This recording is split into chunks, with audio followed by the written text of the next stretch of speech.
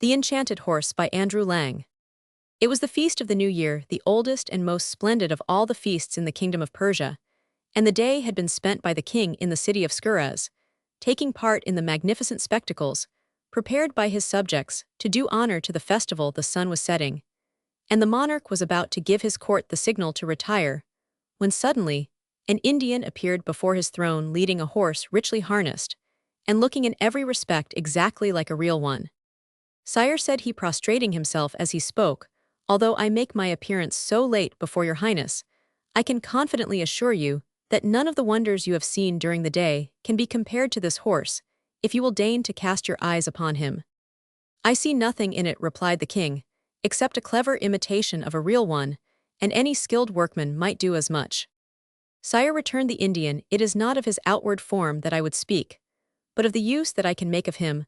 I have only to mount him, and to wish myself in some special place, and no matter how distant it may be, in a very few moments I shall find myself there. It is this, sire, that makes the horse so marvelous, and if your highness will allow me, you can prove it for yourself." The king of Persia, who was interested in everything out of the common, and had never before come across a horse with such qualities, bade the Indian mount the animal, and show what he could do in an instant. The man had vaulted on his back and inquired where the monarch wished to send him. "Do you see that mountain?" asked the king, pointing to a huge mass that towered into the sky about 3 leagues from Scuraz. "Go, and bring me the leaf of a palm that grows at the foot." The words were hardly out of the king's mouth when the Indian turned a screw placed in the horse's neck close to the saddle, and the animal bounded like lightning up into the air, and was soon beyond the sight even of the sharpest eyes. In a quarter of an hour, the Indian was seen returning bearing in his hand the palm, and guiding his horse to the foot of the throne, he dismounted, and laid the leaf before the king. Now the monarch had no sooner proved the astonishing speed of which the horse was capable than he longed to possess it himself. And indeed so sure was he that the Indian would be quite ready to sell it, that he looked upon it as his own already. "I never guessed from his mere outside how valuable an animal he was," he remarked to the Indian, "and I am grateful to you for having shown me my error," said he. "If you will sell it, name your own price." "Sire," replied the Indian, "I never doubted that a sovereign so wise and accomplished as your highness would do justice to my horse when he once knew its power, and I even went so far as to think it probable that you might wish to possess it greatly as I prize it. I will yield it up to your highness on one condition. The horse was not constructed by me, but it was given me by the inventor in exchange for my only daughter, who made me take a solemn oath that I would never part with it, except for some object of equal value." "Name anything you like," cried the monarch, interrupting him. "My kingdom is large and filled with fair cities. You have only to choose which you would prefer to become its ruler to the end of your life." "Sire," answered the Indian, to whom the proposal did not seem nearly so generous as it appeared to the king, "I am most grateful to your highness for your princely offer, and beseech you not to be offended with me if I say that I can only deliver up my horse in exchange for the hand of the princess your daughter." A shout of laughter burst from the courtiers as they heard these words, and Prince Firuz Shah, the heir apparent, was filled with anger at the Indian's presumption. The king, however, thought that it would not cost him much to part from the princess in order to gain such a delightful toy, and while he was hesitating as to his answer, the prince broke in. "Sire," he said, "it is not possible that you can doubt for an instant what reply you should give to such an insolent bargain. Consider what you owe to yourself and to the blood of your ancestors."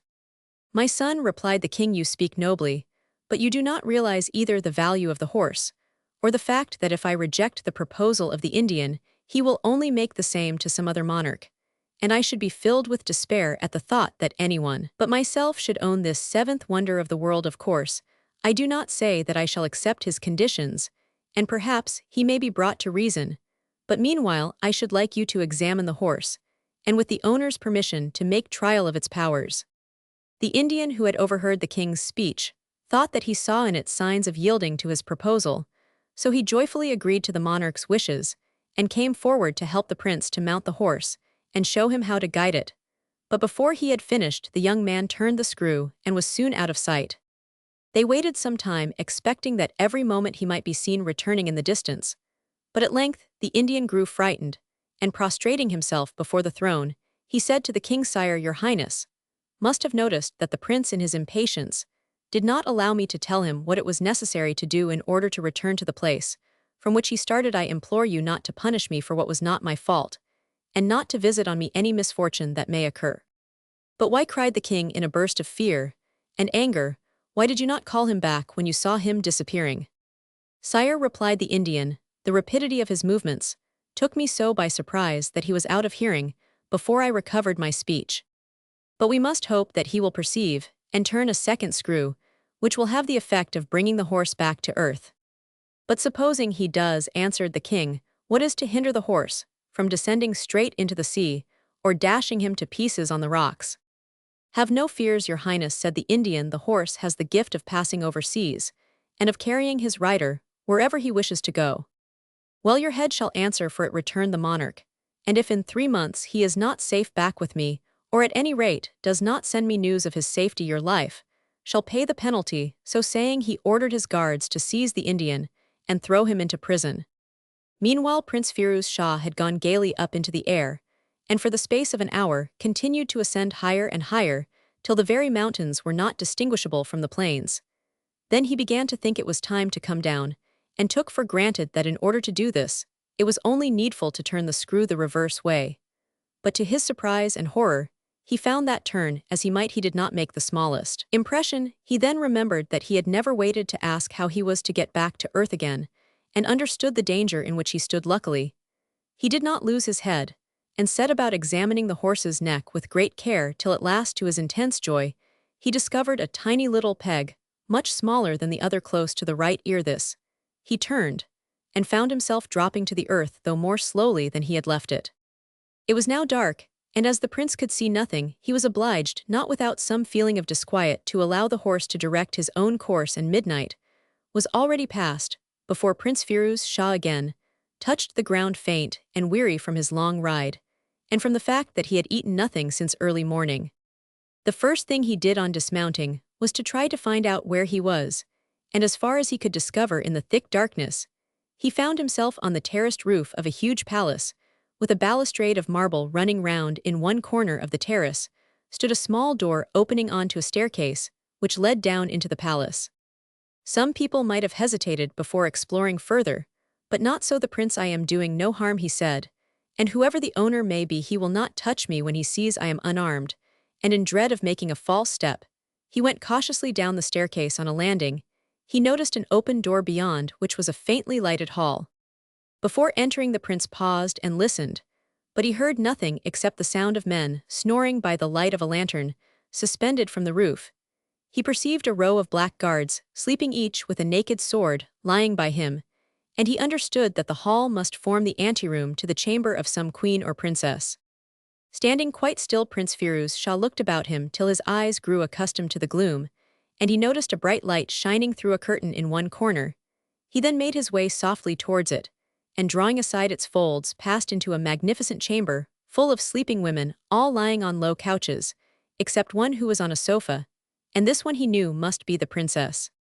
Gently stealing up to the side of her bed, he looked at her, and saw that she was more beautiful than any woman he had ever beheld. But fascinated though he was well aware of the danger of his position, as one cry of surprise would awake the guards, and cause his certain death. So sinking quietly on his knees, he took hold of the sleeve of the princess, and drew her arm lightly towards him. The princess opened her eyes, and seeing before her a handsome, well-dressed man, she remained speechless with astonishment. This favorable moment was seized by the prince, who, bowing low, while he knelt, thus addressed her: "You behold, madame, a prince in distress, son to the king of Persia, who, owing to an adventure so strange that you will scarcely believe it, finds himself here a suppliant for your protection. But yesterday I was in my father's court, engaged in the celebration of our most solemn festival. Today, I am in an unknown land, in danger of my life." Now the princess whose mercy Prince Firuz Shah implored was the eldest daughter of the king of Bengal, who was enjoying rest and change in the palace her father had built her, at a little distance from the capital. She listened kindly to what he had to say, and then answered: "Prince, be not uneasy. Hospitality and humanity are practiced as widely in Bengal as they are in Persia. The protection you ask will be given you by all. You have my word for it." And as the prince was about to thank her for her goodness, She added quickly, however, "Great may be my curiosity to learn by what means you have traveled here so speedily. I know that you must be faint for want of food. So I shall give orders to my women to take you to one of my chambers, where you will be provided with supper, and left to repose." By this time, the princess attendants were all awake and listening to the conversation. At a sign from their mistress, they rose, dressed themselves hastily, and snatching up some of the tapers which lighted the room, conducted the prince to a large and lofty room where two of the number prepared his bed, and the rest went down to the kitchen, from which they soon returned with all sorts of dishes. Then showing him cupboards filled with dresses and linen, they quitted the room. During their absence, the Princess of Bengal, who had been greatly struck by the beauty of the prince, tried in vain to go to sleep again. It was of no use, she felt broad awake, and when her women entered the room she inquired eagerly if the prince had all he wanted, and what they thought of him. "Madame," they replied, "it is of course impossible for us to tell what impression this young man has made on you. For ourselves, we think you would be fortunate if the king your father should allow you to marry anyone so amiable. Certainly, there is no one in the court of Bengal who can be compared with him." These flattering observations were by no means displeasing to the princess, but as she did not wish to betray her own feelings, she merely said, "You are all a set of chatterboxes. Go back to bed, and let me sleep." When she dressed the following morning, her maids noticed that, contrary to her usual habit, the princess was very particular about her toilette, and insisted on her hair being dressed 2 or 3 times over, for she said to herself, "If my appearance was not displeasing to the prince, when he saw me in the condition I was, how much more will he be struck with me when he beholds me with all my charms?" Then she placed in her hair the largest and most brilliant diamonds she could find, with a necklace, bracelets, and girdle all of precious stones. And over her shoulders, her ladies put a robe of the richest stuff in all the Indies that no one was allowed to wear except members of the royal family. When she was fully dressed according to her wishes, she sent to know if the Prince of Persia was awake and ready to receive her, as she desired to present herself before him. When the princess messenger entered his room, Prince Firuz Shah was in the act of leaving it to inquire if he might be allowed to pay his homage to her mistress. But on hearing the princess' wishes, he at once gave way. "Her will is my law," he said. "I am only here to obey her orders." In a few moments the princess herself appeared, and after the usual compliments had passed between them, the princess sat down on a sofa and began to explain to the prince her reasons for not giving him an audience in her own apartments. "Had I done so," she said, "we might have been interrupted at any hour by the chief of the eunuchs, who has the right to enter whenever it pleases him, whereas this is forbidden ground. I am all impatience to learn the wonderful accident which has procured the pleasure of your arrival, and that is why I have come to you here, where no one can intrude upon us. Begin, then, I entreat you, without delay." So the prince began at the beginning, and told all the story of the festival of Nedruz, held yearly in Persia, and of the splendid spectacles celebrated in its honor. But when he came to the Enchanted Horse, the princess declared that she could never have imagined anything half so surprising. "Well, then," continued the prince, "you can easily understand how the king my father, who has a passion for all curious things, was seized with a violent desire to possess this horse, and asked the Indian what sum he would take for it. The man's answer was absolutely absurd, as you will agree when I tell you that it was nothing less than the hand of the princess my sister. But though all the bystanders laughed and mocked, and I was beside myself with rage, I saw to my despair that my father could not make up his mind to treat the insolent proposal as it deserved. I tried to argue with him, but in vain. He only begged me to examine the horse with a view, as I quite understood, of making me more sensible of its value. To please my father, I mounted the horse, and without waiting for any instructions from the Indian, turned the peg, as I had seen him do. In an instant, I was soaring upwards much quicker than an arrow could fly, and I felt as if I must be getting so near the sky that I should soon hit my head against it. I could see nothing beneath me, and for some time was so confused that I did not even know in what direction I was traveling. At last, when it was growing dark, I found another screw, and on turning it, the horse began slowly to sink towards the earth. I was forced to trust to chance, and to see what fate had in store, and it was already past midnight when I found myself on the roof of this palace.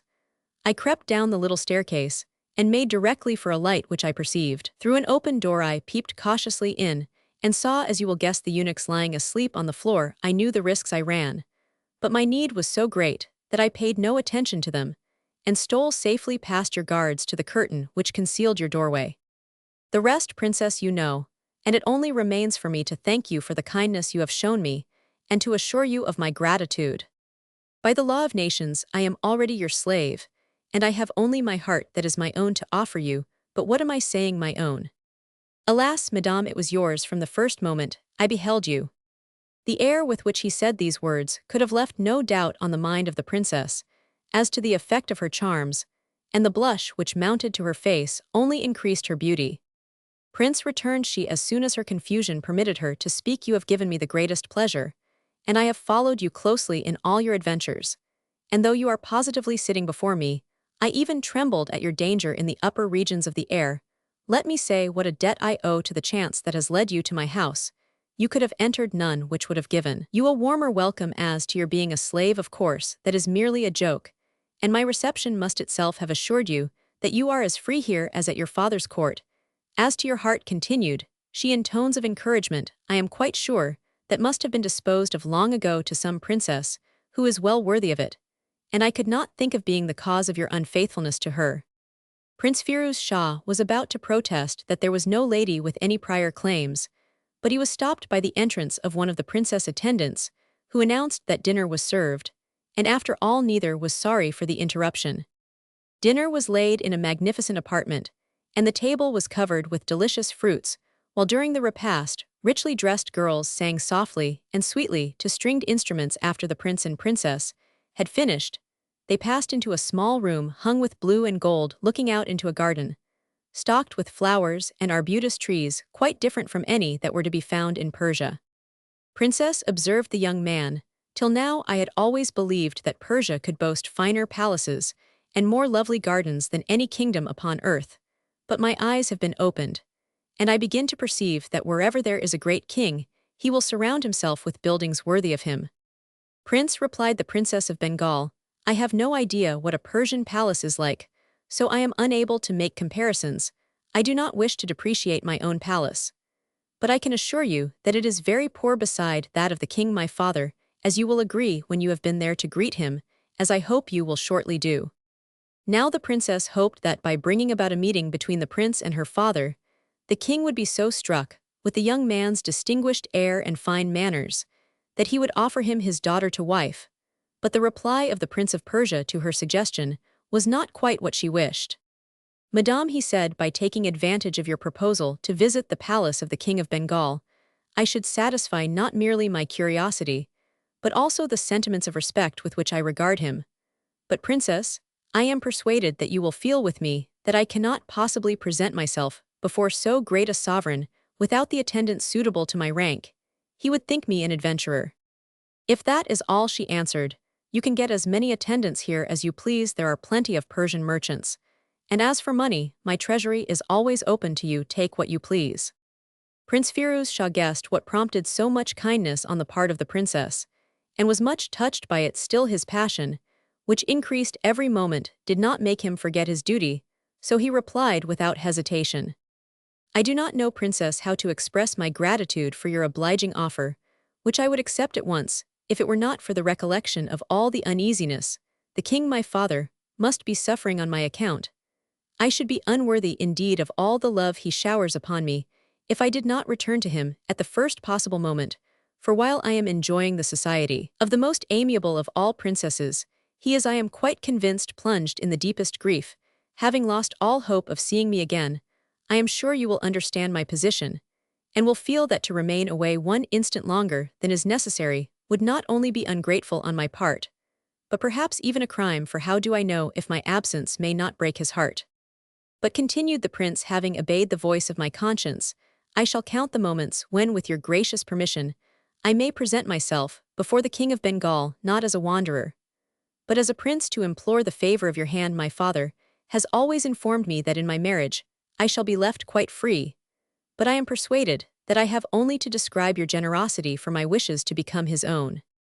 The Princess of Bengal was too reasonable not to accept the explanation offered by Prince Firuz Shah, but she was much disturbed at his intention of departing at once, for she feared that no sooner had he left her than the impression she had made on him would fade away. So she made one more effort to keep him, and after assuring him that she entirely approved of his anxiety to see his father, begged him to give her a day or two more of his company. In common politeness, the prince could hardly refuse this request, and the princess set about inventing every kind of amusement for him, and succeeded so well that 2 months slipped by almost unnoticed in balls, spectacles, and in hunting, of which, when unattended by danger, the princess was passionately fond. But at last one day he declared seriously that he could neglect his duty no longer, and entreated her to put no further obstacles in his way, promising at the same time to return as soon as he could with all the magnificence due both to her and to himself. Princess, he added, it may be that, in your heart, you class me with those false lovers, whose devotion cannot stand the test of absence if you do you wrong me, and were it not for fear of offending you, I would beseech you to come with me, for my life can only be happy when passed with you. As for your reception at the Persian court, it will be as warm as your merits deserve. And as for what concerns the King of Bengal, he must be much more indifferent to your welfare than you have led me to believe, if he does not give his consent to our marriage." The princess could not find words in which to reply to the arguments of the Prince of Persia, but her silence and her downcast eyes spoke for her, and declared that she had no objection to accompanying him on his travels. The only difficulty that occurred to her was that Prince Firuz Shah did not know how to manage the horse, and she dreaded lest they might find themselves in the same plight as before, but the prince soothed her fears so successfully that she soon had no other thought than to arrange for their flight, so secretly that no one in the palace should suspect it. This was done, and early the following morning, when the whole palace was wrapped in sleep, she stole up onto the roof, where the prince was already awaiting her with his horse's head towards Persia. He mounted first, and helped the princess up behind. Then, when she was firmly seated with her hands holding tightly to his belt, he touched the screw, and the horse began to leave the earth quickly behind him. He traveled with his accustomed speed, and Prince Firuz Shah guided him so well that in 2 hours and a half from the time of starting, he saw the capital of Persia lying beneath him. He determined to alight neither in the great square from which he had started nor in the Sultan's palace, but in a country house at a little distance from the town. Here, he showed the princess a beautiful suite of rooms, and begged her to rest, while he informed his father of their arrival, and prepared a public reception worthy of her rank. Then he ordered a horse to be saddled and set out. All the way through the streets he was welcomed, with shouts of joy, by the people who had long lost all hope of seeing him again. On reaching the palace, he found the Sultan surrounded by his ministers, all clad in the deepest mourning, and his father almost went out of his mind with surprise and delight at the mere sound of his son's voice. When he had calmed down a little, he begged the prince to relate his adventures. The prince at once seized the opening thus given him, and told the whole story of his treatment by the Princess of Bengal, not even concealing the fact that she had fallen in love with him. And sire, ended the prince, having given my royal word that you would not refuse your consent to our marriage, I persuaded her to return with me on the Indian's horse. I have left her in one of your highness country houses, where she is waiting anxiously to be assured that I have not promised in vain." As he said this, the prince was about to throw himself at the feet of the Sultan, but his father prevented him, and embracing him again, said eagerly, "My son, not only do I gladly consent to your marriage with the Princess of Bengal, but I will hasten to pay my respects to her, and to thank her in my own person for the benefits she has conferred on you. I will then bring her back with me, and make all arrangements for the wedding to be celebrated today." So the Sultan gave orders that the habits of mourning worn by the people should be thrown off, and that there should be a concert of drums, trumpets, and cymbals, also that the Indian should be taken from prison and brought before him. His commands were obeyed, and the Indian was led into his presence, surrounded by guards. "I have kept you locked up," said the Sultan, "so that in case my son was lost, your life should pay the penalty he has now returned. So take your horse, and be gone forever." The Indian hastily quitted the presence of the Sultan, and when he was outside, he inquired of the man who had taken him out of prison where the prince had really been all this time, and what he had been doing. They told him the whole story, and how the Princess of Bengal was even then awaiting in the country palace the consent of the Sultan, which at once put into the Indian's head a plan of revenge for the treatment he had experienced going straight to the country house. He informed the doorkeeper who was left in charge that he had been sent by the Sultan and by the Prince of Persia to fetch the princess on the Enchanted Horse and to bring her to the palace. The doorkeeper knew the Indian by sight, and was of course aware that nearly 3 months before he had been thrown into prison by the Sultan, and seeing him at liberty, the man took for granted that he was speaking the truth, and made no difficulty about leading him before the Princess of Bengal. While on her side hearing that he had come from the prince, the lady gladly consented to do what he wished. The Indian, delighted with the success of his scheme, mounted the horse, assisted the princess to mount behind him, and turned the peg at the very moment that the prince was leaving the palace in Skurraz, for the country house followed closely by the Sultan and all the court. Knowing this, the Indian deliberately steered the horse right above the city, in order that his revenge for his unjust imprisonment might be all the quicker and sweeter. When the Sultan of Persia saw the horse and its riders, he stopped short with astonishment and horror, and broke out into oaths and curses, which the Indian heard, quite unmoved, knowing that he was perfectly safe from pursuit, but mortified and furious, as the Sultan was his feelings were nothing to those of Prince Firuz Shah, when he saw the object of his passionate devotion being borne rapidly away. And while he was struck speechless with grief and remorse, at not having guarded her better, she vanished swiftly out of his sight. What was he to do should he follow his father into the palace, and there give reins to his despair? Both his love and his courage alike forbade it, and he continued his way to the palace. The sight of the prince showed the doorkeeper of what folly he had been guilty, and flinging himself at his master's feet, implored his pardon. "Rise," said the prince, "I am the cause of this misfortune, and not you. Go and find me the dress of a dervish, but beware of saying it is for me." At a short distance from the country house, a convent of dervishes was situated, and the superior or sheikh was the doorkeeper's friend, so by means of a false story, made up on the spur of the moment, it was easy enough to get hold of a dervish's dress, which the prince at once put on instead of his own, disguised like this, and concealing about him a box of pearls and diamonds he had intended as a present to the princess. He left the house at nightfall, uncertain where he should go, but firmly resolved not to return without her. Meanwhile, the Indian had turned the horse in such a direction that before many hours had passed, it had entered a wood close to the capital of the kingdom of Kashmir. Feeling very hungry, and supposing that the princess also might be in want of food, he brought his steed down to the earth, and left the princess in a shady place on the banks of a clear stream. At first, when the princess had found herself alone, the idea had occurred to her of trying to escape and hide herself, but as she had eaten scarcely anything since she had left Bengal, she felt she was too weak to venture far, and was obliged to abandon her design on the return of the Indian with meats of various kinds. She began to eat voraciously, and soon had regained sufficient courage to reply with spirit to his insolent remarks. Goaded by his threats, she sprang to her feet, calling loudly for help, and luckily, her cries were heard by a troop of horsemen, who rode up to inquire what was the matter. Now the leader of these horsemen was the Sultan of Kashmir, returning from the chase, and he instantly turned to the Indian to inquire who he was, and whom he had with him.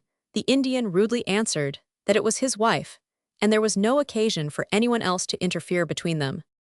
The princess, who of course was ignorant of the rank of her deliverer, denied altogether the Indian's story. "My lord," she cried, "whoever you may be, put no faith in this impostor. He is an abominable magician, who has this day torn me from the Prince of Persia, my destined husband, and has brought me here on this enchanted horse." She would have continued, but her tears choked her, and the Sultan of Kashmir, convinced by her beauty and her distinguished air of the truth of her tale, ordered his followers to cut off the Indian's head, which was done immediately.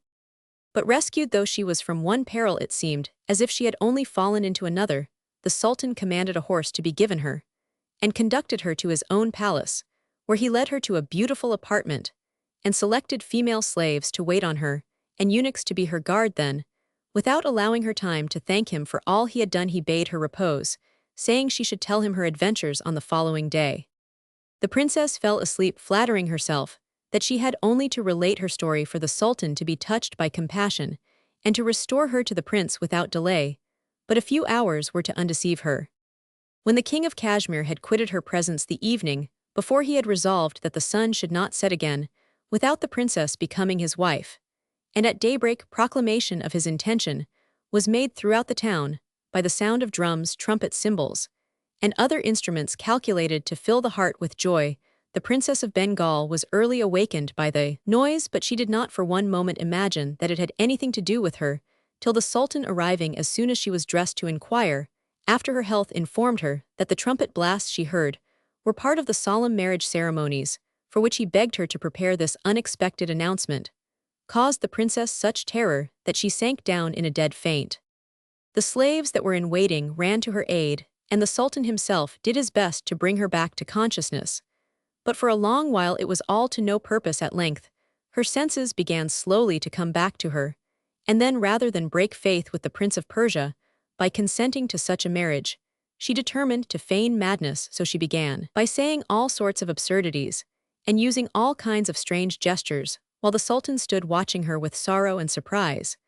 But as this sudden seizure showed no sign of abating, he left her to her women, ordering them to take the greatest care of her. Still, as the day went on, the malady seemed to become worse, and by night it was almost violent. Days passed in this manner till at last, the Sultan of Kashmir decided to summon all the doctors of his court to consult together over her sad state.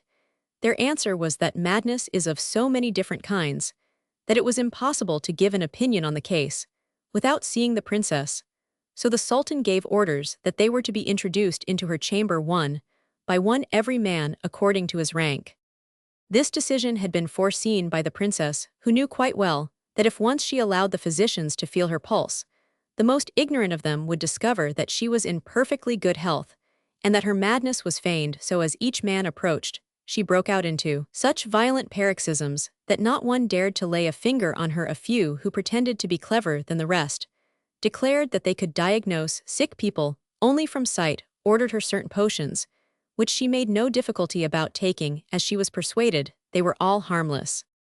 When the Sultan of Kashmir saw that the court doctors could do nothing towards curing the princess, he called in those of the city, who fared no better. Then he had recourse to the most celebrated physicians in the other large towns, but finding that the task was beyond their science, he finally sent messengers into the other neighboring states with a memorandum containing full particulars of the princess' madness, offering at the same time to pay the expenses of any physician who would come and see for himself, and a handsome reward to the one who should cure her. In answer to this proclamation, many foreign professors flocked into Kashmir, but they naturally were not more successful than the rest had been, as the cure depended neither on them nor their skill, but only on the princess herself. It was during this time that Prince Firuz Shah, wandering sadly and hopelessly from place to place, arrived in a large city of India, where he heard a great deal of talk about the Princess of Bengal, who had gone out of her senses on the very day that she was to have been married to the Sultan of Kashmir. This was quite enough to induce him to take the road to Kashmir and to inquire at the first inn at which he lodged in the capital the full particulars of the story. When he knew that he had at last found the princess whom he had so long lost, he set about devising a plan for her rescue. The first thing he did was to procure a doctor's robe, so that his dress, added to the long beard he had allowed to grow on his travels, might unmistakably proclaim his profession. He then lost no time in going to the palace, where he obtained an audience of the chief usher, and while apologizing for his boldness in presuming to think that he could cure the princess where so many others had failed, declared that he had the secret of certain remedies which had hitherto never failed of their effect. The chief usher assured him that he was heartily welcome and that the Sultan would receive him with pleasure, and in case of success, he would gain a magnificent reward. When the Prince of Persia, in the disguise of a physician, was brought before him, the Sultan wasted no time in talking beyond, remarking that the mere sight of a doctor threw the princess into transports of rage. He then led the prince up to a room under the roof, which had an opening through which he might observe the princess without himself being seen. The prince looked and beheld the princess reclining on a sofa with tears in her eyes, singing softly to herself a song bewailing her sad destiny, which had deprived her perhaps forever of a being. She so tenderly loved the young man's heart beat fast as he listened, for he needed no further proof that her madness was feigned, and that it was love of him which had caused her to resort to this species of trick.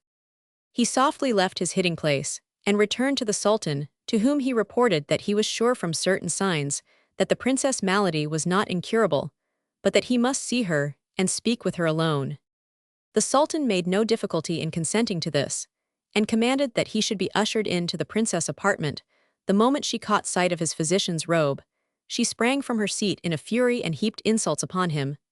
The prince took no notice of her behavior, and approaching quite close, so that his words might be heard by her alone, he said in a low whisper. "Look at me, princess, and you will see that I am no doctor, but the Prince of Persia who has come to set you free." At the sound of his voice, the Princess of Bengal suddenly grew calm, and an expression of joy overspread her face, such as only comes when what we wish for most and expect the least suddenly happens to us. For some time, she was too enchanted to speak, and Prince Firuz Shah took advantage of her silence to explain to her all that had occurred. His despair at watching her disappear before his very eyes, the oath he had sworn to follow her over the world, and his rapture at finally discovering her in the palace at Kashmir. When he had finished, he begged in his turn that the princess would tell him how she had come there, so that he might the better devise some means of rescuing her from the tyranny of the Sultan. It needed but a few words from the princess to make him acquainted with the whole situation, and how she had been forced to play the part of a mad woman in order to escape from a marriage with the Sultan who had not had sufficient politeness even to ask her consent, if necessary. She added she had resolved to die sooner than permit herself to be forced into such a union, and break faith with a prince whom she loved. The prince then inquired if she knew what had become of the enchanted horse since the Indian's death, but the princess could only reply that she had heard nothing about it. Still, she did not suppose that the horse could have been forgotten by the Sultan after all she had told him of its value. To this the prince agreed, and they consulted together over a plan by which she might be able to make her escape and return with him into Persia. And as the first step, she was to dress herself with care and receive the Sultan with civility when he visited her next morning. The Sultan was transported with delight on learning the result of the interview, and his opinion of the doctor's skill was raised still higher, when on the following day, the princess behaved towards him in such a way as to persuade him that her complete cure would not be long delayed. However, he contented himself with assuring her how happy he was to see her health so much improved, and exhorted her to make every use of so clever a physician, and to repose entire confidence in him. Then he retired, without awaiting any reply from the princess. The Prince of Persia left the room at the same time, and asked if he might be allowed humbly to inquire by what means the Princess of Bengal had reached Kashmir, which was so far distant from her father's kingdom, and how she came to be there alone. The Sultan thought the question very natural, and told him the same story that the Princess of Bengal had done, adding that he had ordered the enchanted horse to be taken to his treasury as a curiosity, though he was quite ignorant how it could be used. "Sire," replied the physician, "your highness' tale has supplied me with the clue I needed to complete the recovery of the princess. During her voyage hither on an enchanted horse, a portion of its enchantment has by some means been communicated to her person, and it can only be dissipated by certain perfumes of which I possess the secret if your highness will deign to consent, and to give the court and the people one of the most astonishing spectacles they have ever witnessed. Command the horse to be brought into the big square outside the palace, and leave the rest to me. I promise that in a very few moments, in presence of all the assembled multitude, you shall see the princess as healthy both in mind and body as ever she was in her life. And in order to make the spectacle as impressive as possible, I would suggest that she should be richly dressed and covered with the noblest jewels of the crown." The Sultan readily agreed to all that the prince proposed, and the following morning, he desired that the enchanted horse should be taken from the treasury and brought into the great square of the palace. Soon the rumor began to spread through the town that something extraordinary was about to happen, and such a crowd began to collect that the guards had to be called out to keep order and to make a way for the enchanted horse. When all was ready, the Sultan appeared and took his place on a platform, surrounded by the chief nobles and officers of his court. When they were seated, the Princess of Bengal was seen leaving the palace, accompanied by the ladies who had been assigned to her by the Sultan. She slowly approached the enchanted horse, and with the help of her ladies, she mounted on its back. Directly she was in the saddle with her feet in the stirrups and the bridle in her hand, the physician placed around the horse some large braziers full of burning coals, into each of which he threw a perfume composed of all sorts of delicious scents. Then he crossed his hands over his breast, and, with lowered eyes, walked 3 times round the horse, muttering the while certain words. Soon there arose from the burning braziers a thick smoke, which almost concealed both the horse and princess.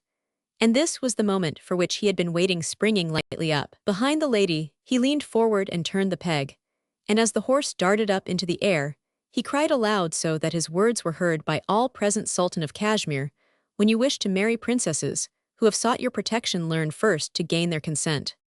It was in this way that the Prince of Persia rescued the Princess of Bengal and returned with her to Persia, where they descended this time before the palace of the king himself. The marriage was only delayed just long enough to make the ceremony as brilliant as possible, and as soon as the rejoicings were over, an ambassador was sent to the King of Bengal to inform him of what had passed, and to ask his approbation of the alliance between the two countries, which he heartily gave.